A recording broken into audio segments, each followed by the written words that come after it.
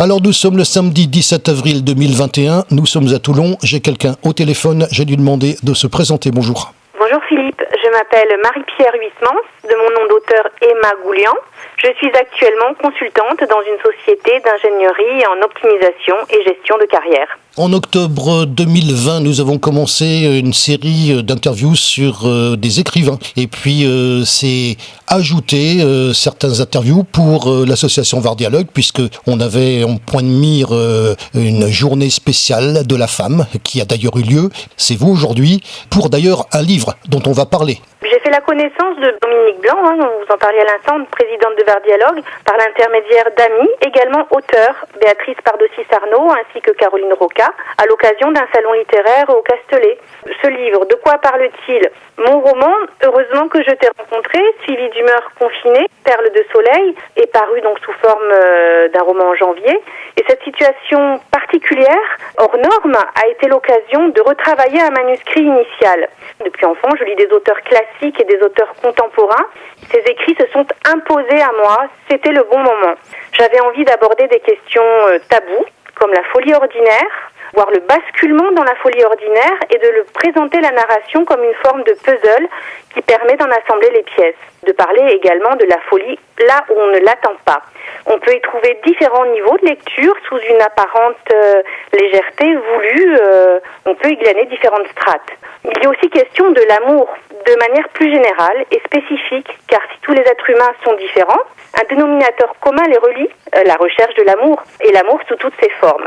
J'y aborde la question de la trahison, de la peur de l'abandon, de la crise en milieu de vie comme une pulsion de vitalité, toujours avec en filigrane l'humour, car le rire, gage de bonne santé, est essentiel, encore plus dans les périodes d'incertitude comme aujourd'hui. Il m'a paru à propos aussi de mettre en exergue que nous avons tous une part de féminité et de masculinité en nous. Quant aux humeurs confinées qui suivent le roman, elles m'ont été inspirées directement au cours d'un jeu littéraire durant le premier confinement initié par Caroline Roca, guide conférencière, auteure talentueuse. J'ai pris énormément de plaisir à croquer des portraits et des situations cocasses de cette période, de l'espace, si je puis dire, dans lesquelles nous pouvons tous nous retrouver. Ces écrits s'inspirent bien sûr de ma vision du monde, de rencontres, voire de relations supposées, mais finalement chacun a sa réalité, et il y a autant de lecture d'un roman que de lecteurs. Il s'agit d'un roman qui se lit à la première personne, car la narration de ce fait en est rendue plus vivante, c'est un choix que j'ai fait. Le personnage s'adresse directement au lecteur, l'interpelle régulièrement. Il s'agit d'un roman qui s'adresse aussi bien aux hommes qu'aux femmes. Plusieurs retours d'auteurs, hommes et femmes, m'ont touché.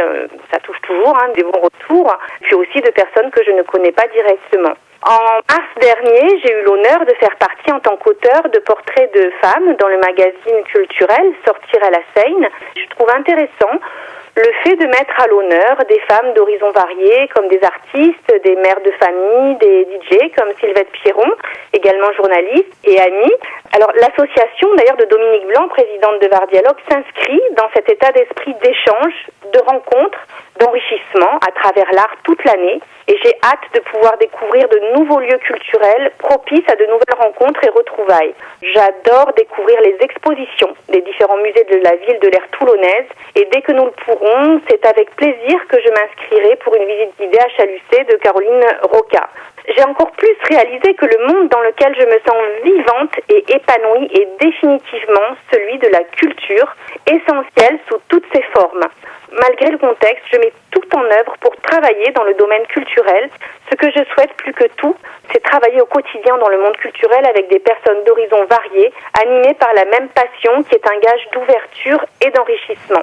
Comme le thème choisi par l'association est Vignes, Vins et Femmes, vive les vernissages entre amis et nouvelles connaissances avec Dominique Blanc, présidente de VAR Dialogue, autour d'une dégustation, par exemple, d'une bouteille de quintessence.